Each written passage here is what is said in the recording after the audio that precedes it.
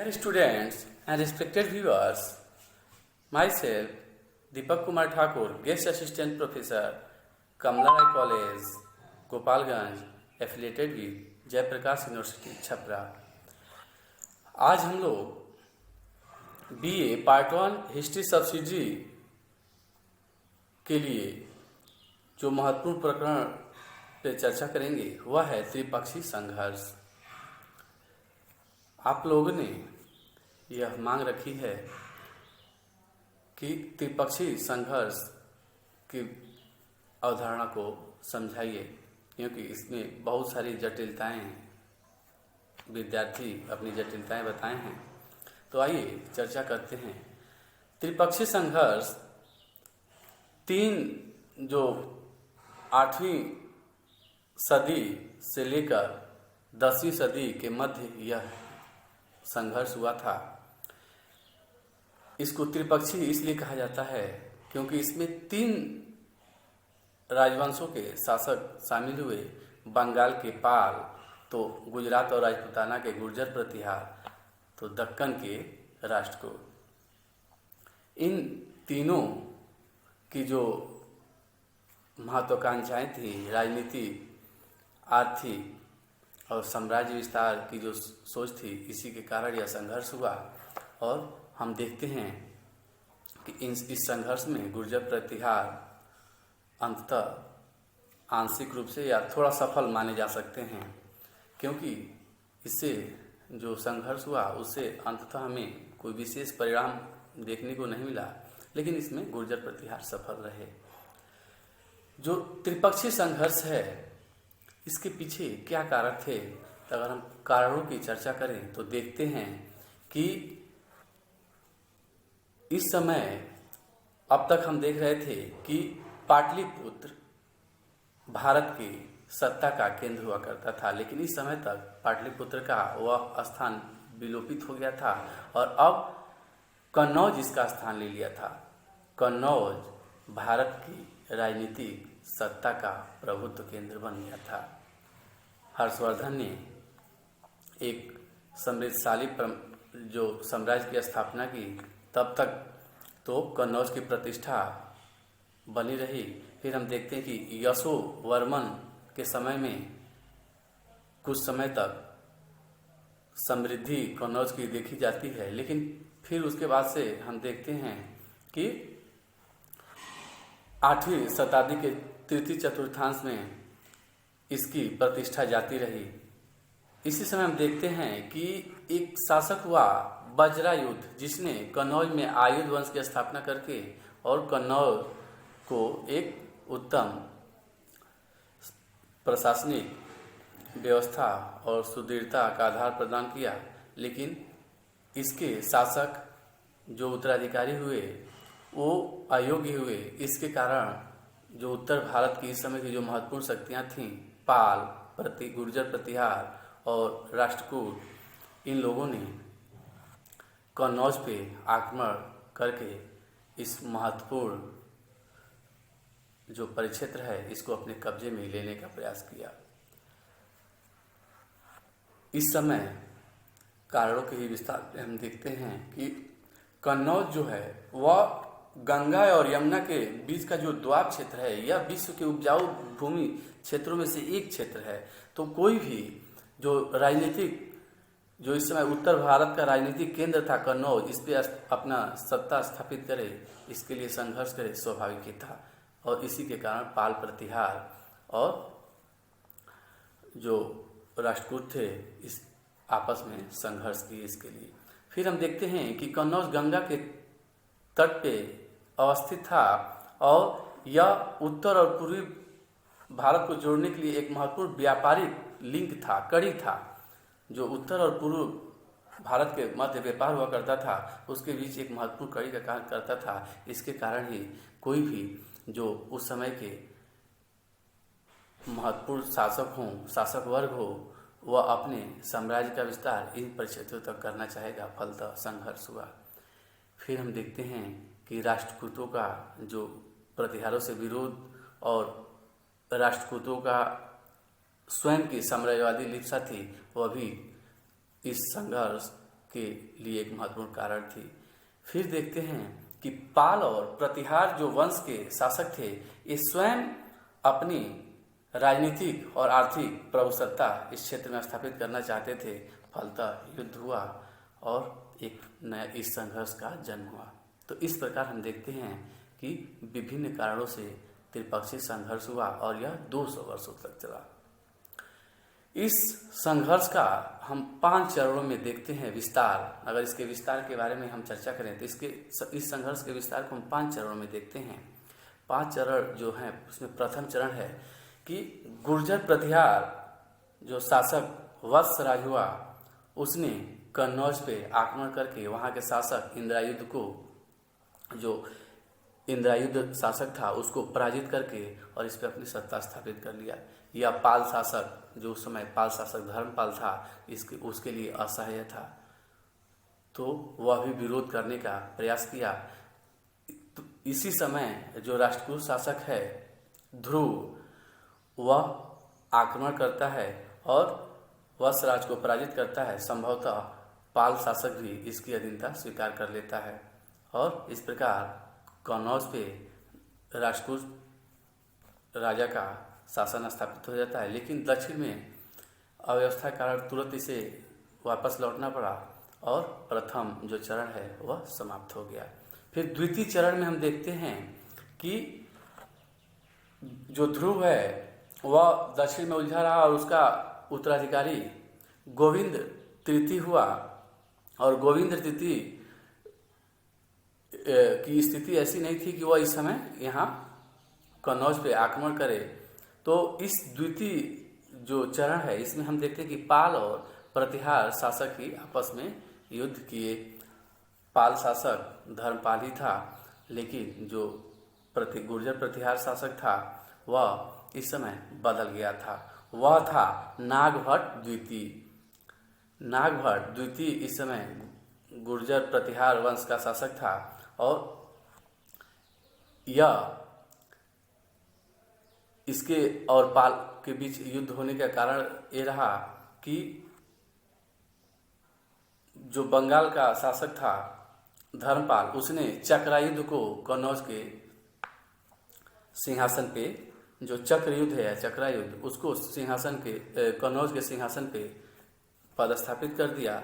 इससे नागराज जो नागभट्ट द्वितीय है वह नाराज हो गया और वह आक्रमण किया और इसको पदच्युत करके पुनः जो इंद्र युद्ध था उसको विराजमान कर दिया।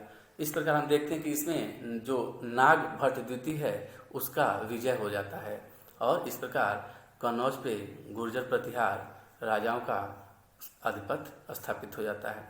अब हम दूसरा चरण यहाँ समाप्त होता है। अब तीसरे चरण में प्रवेश करते हैं तो देखते हैं कि जो धर्मपाल था, पालवंशी शासक, और जो कन्नौज का शासक था चक्रयुद्ध, वह दोनों कृष्ण जो राष्ट्रकूट शासक था गोविंद तृतीय, उसको आमंत्रित करते हैं, अपने तरफ उससे संधि कर लेते हैं और बुलाते हैं कि आक्रमण किया जाए।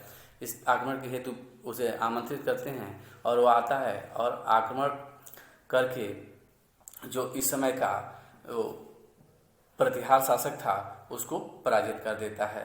और इस प्रकार हम देखते हैं कि नागभट्ट जो द्वितीय है उसको पराजित करके गोविंद तृतीय पुनः राष्ट्रकूट वंश का शासन यहाँ राष्ट्रकूट राजाओं का प्रभाव स्थापित कर देता है। लेकिन इसे तुरंत ही दक्षिण जो दक्कन का क्षेत्र था वहाँ जाना पड़ता है।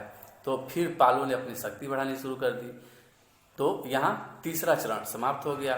फिर चौथे चरण में हम लोग प्रवेश करते हैं। तो इस चरण में पाल और प्रतिहार दो ही राजवंशों के मध्य हम संघर्ष हमें देखने को मिलता है, क्योंकि जो इस समय हम देखते हैं कि जो राष्ट्रकूट शासक था वहाँ अमोघ वर्ष शासन कर रहा था और वो अपनी आंतरिक स्थिति में ही अपनी आंतरिक स्थिति को सुदृढ़ करने में व्यस्त रहा। और जो बंगाल में पाल शासक था उसमें देवपाल का आगमन हो जाता है।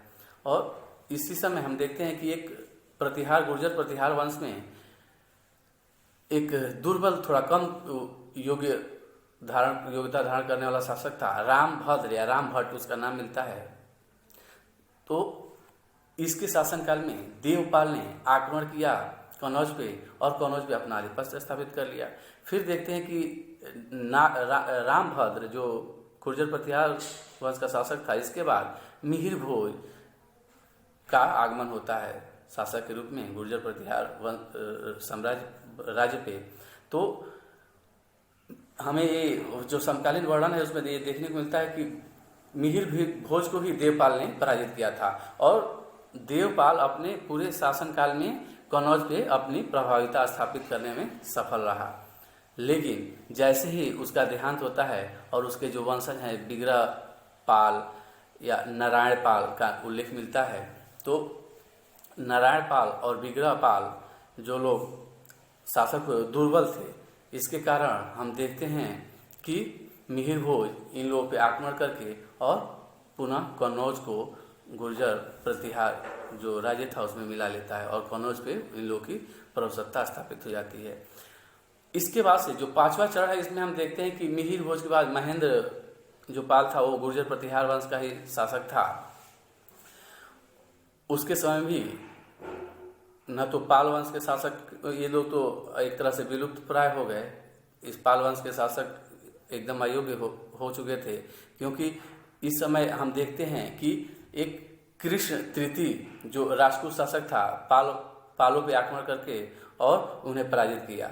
फिर हम उसी समय ये देखने को मिलता है कि वह मिहिर भोज पे भी आक्रमण किया था, लेकिन मिहिर भोज को जो है वह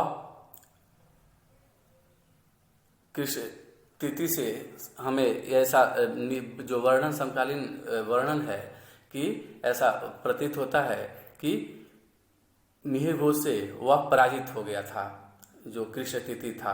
इस प्रकार हम देखते हैं कि मिहिर भोज के समय में ही कन्नौज पे गुर्जर प्रतिहारों का पूर्ण रूप से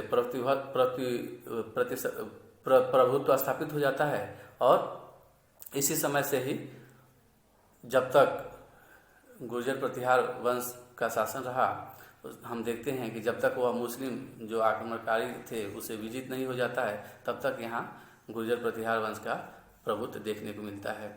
जो पांचवा चरण था उसमें भी महेंद्र पाल जो गुर्जर प्रतिहार वंश का राजा हुआ, उसके समय में भी हम देखते हैं कि राजपूतों और उसमें राजपूत थोड़ा सा प्रयास किए लेकिन सफल नहीं हो सके। इस प्रकार जो पांचवा चरण है, चौथा और पांचवा चरण भी है, इसमें भी हम देखते हैं कि इसमें जो पाल वंश है उसकी प्रभुसत्ता कन्नौज से खत्म हो जाती है और गुर्जर प्रतिहार वंश का प्रभुत्व स्थापित हो जाता है। अब हम देखें कि ये जो संघर्ष था इसको हमने चरणों में बांट के थोड़ा सा जो एक कॉम्प्लिकेशन है, जटिलताएं हैं, उसको कम करने का प्रयास किया है। इसी तरह आप लोग भी प्रथम, द्वितीय, तृतीय, चतुर्थ चरण करके देखेंगे, और किस चरण में, और पांचवा चरण जो पांचवा चरण है उसको भी कर लेंगे, क्योंकि उसमें जो राजपूत शासक है थोड़ा प्रयास किए लेकिन सफल नहीं हो पाए थे। महेंद्र जो पाल है गुर्जर प्रतिहार वंश का शासक, वह उसका प्रभुत्व इस पर पूर्ण रूप से स्थापित रहा। अब इस संघर्ष के क्या परिणाम हुए, इसके कुछ मायने थे, क्योंकि हम देखते हैं कि इस समय के जो महत्वपूर्ण वंश थे आपस में संघर्ष करते रहे, और जो दूरगामी दृष्टि से यह बहुत ही महत्वपूर्ण परिणाम लेके आया, क्योंकि जो बाहरी आक्रांता थे उससे यह लड़ने हेतु एक समृद्ध और शक्तिशाली राज्य हमें देखने को नहीं मिलता है, जो कि तुर्क आक्रमणकारी या जो मुस्लिम आक्रमणकारी आए उसको ये लोग उसका प्रत्युत्तर नहीं दे पाए। फिर हम देखते हैं कि इस समय जन धन की हानि इसमें ज़्यादा हुई। फिर एक अन्य परिणाम हम देखते हैं कि गुर्जर प्रतिहार वंश का जब पतन हुआ तो इसमें अनेक राजपूत सरदारों का राज्य उदय हुआ। जो राजपूताना का परिक्षेत्र है इसमें कई राजवंशों का उदय हो जाता है। फिर हम एक देखते हैं कि कन्नौज की जो महत्ता है वह पूर्ण रूप से स्थापित हो जाती है। फिर एक प्रवृत्ति यहाँ जो परिणाम के रूप में हम देखते हैं कि जो राजनीतिक संघर्ष हेतु दक्कन या दक्षिण और उत्तर का जो संपर्क है स्थापित हो जाता है। जो दक्कन या राजपूत प्रथम शासक लोग थे जो उत्तर भारत की राजनीति में अपना वर्चस्व स्थापित करने का प्रयास किया, और इसकी एक वो भी देखने को हमें मिलती है कि अगर एक जो गुर्जर प्रतिहार लोग थे, अगर एक सुदृढ़ राज्य की स्थापना कर लिए होते तो राजनीतिक रूप से एक अनुकूल परिस्थिति होती और ये लोग संभव होता कि बाह्य आक्रांता जो थे वह भारत का विजय न कर पाते, लेकिन राष्ट्रकूटों के कारण यह विफल हो गई। हालांकि यह एक मत ही है इतिहासकारों का, इसमें कितनी सच्चाई है यह तो समय सापेक्ष है। फिर हम देखते हैं कि जो इस समय जो भारत का जो वैभवशाली परंपरा स्थापित हो सकती थी उसको थोड़ी क्षति हुई, क्योंकि आपसी युद्ध के कारण निश्चित ही जो जन धन की हानि हुई होगी और कृषक वर्ग, व्यापारी वर्ग इत्यादि प्रभावित हुआ होगा। फिर भी इसके जो परिणाम हैं वह बहुत ही अस्थायी लाभदायक, जो इसके परिणाम हम नहीं देख सकते हैं। जो महत्वपूर्ण था वह वही था कि उत्तर भारत की राजनीति में जो राष्ट्रकूटों का वर्चस्व स्थापित करने का प्रयास था। इस तरह जो यह पहला युद्ध था जिसमें उत्तर और दक्षिण राजनीतिक संपर्क स्थापित हुआ। इस प्रकार यह प्रकरण पूरा होता है और आशा करता हूँ कि आप लोगों का कि जो भी जटिलताएं हो वो दूर हुई होंगी। वीडियो को बार बार देखें, जो ये लेक्चर से इसे सुने और लेक्चर को सुन के अपनी अवधारणा स्पष्ट करते हुए इस प्रश्न को हल करें। जय हिंद, जय भारत, धन्यवाद।